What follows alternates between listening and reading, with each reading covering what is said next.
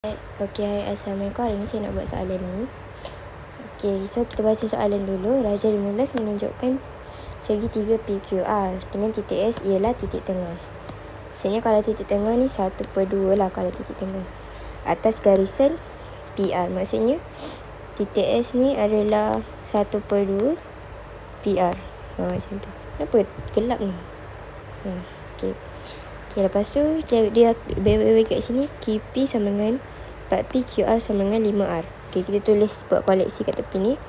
QP sama dengan 4P, QR sama dengan 5R. Okay, dia suruh cari QS. Okay, sekejap kita buat kat sini juga. QP ke sana 4P, QR ke sana 5R. Okay, jadi kita boleh cari QR tau, PR. Sebab apa ni kita boleh cari PR. Sebab ni kita boleh guna yang koleksi kita ni. Maksudnya PR sama dengan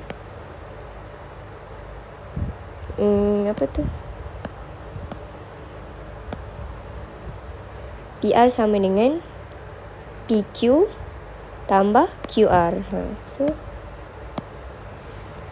PQ tambah QR.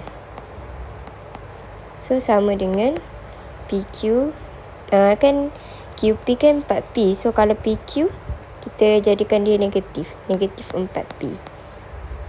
Tambah QR 5R. Okay, lepas tu dia suruh cari apa? QS. Okay, QS kat sini ialah kita boleh buat QR. Kita boleh buat QR QS sekejap, saya ada buat apa ni, kejap buka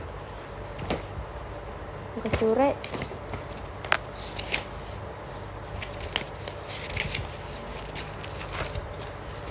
Okay, so kita boleh cari QS ni adalah sama dengan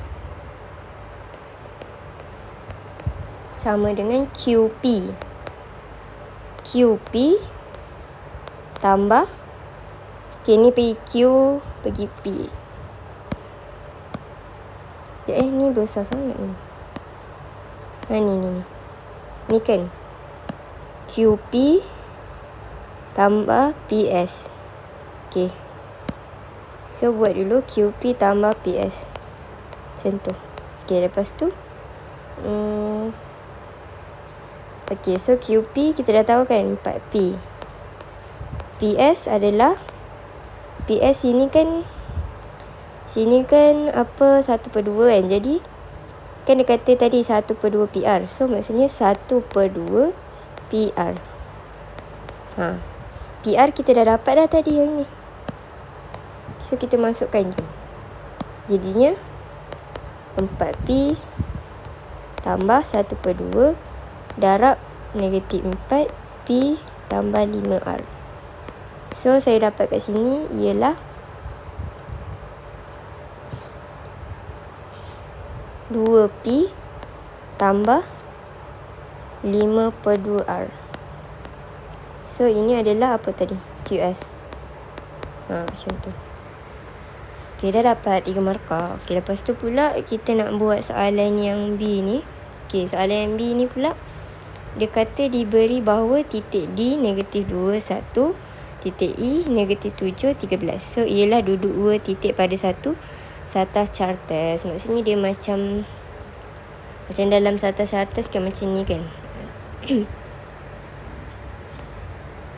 Apa tu? Macam mana saya pun tak tahu. Macam ni lah kot, tak tahu lah. Ni O. Lepas tu ni D. Macam ni E. Kot lah, tak tahu macam mana saya nak explain macam mana, siapa tak tahu. Ke sini E sini E. Salah saya buat ni. Okay, so maksudnya macam mana kita nak dapat DE adalah DO. Sini DO tambah OE. Okay. So, DO DE sama dengan DO tambah OE. Okay, so DO ni jadi apa? Jadi terbalik lah, sebab kalau ni OD kan. Jadi kalau terbalik, kita akan jadikan 2 ni positif, 1 tu jadi negatif. Tambah OE sama je lah, negatif 7, 13. So kita akan dapat DE ialah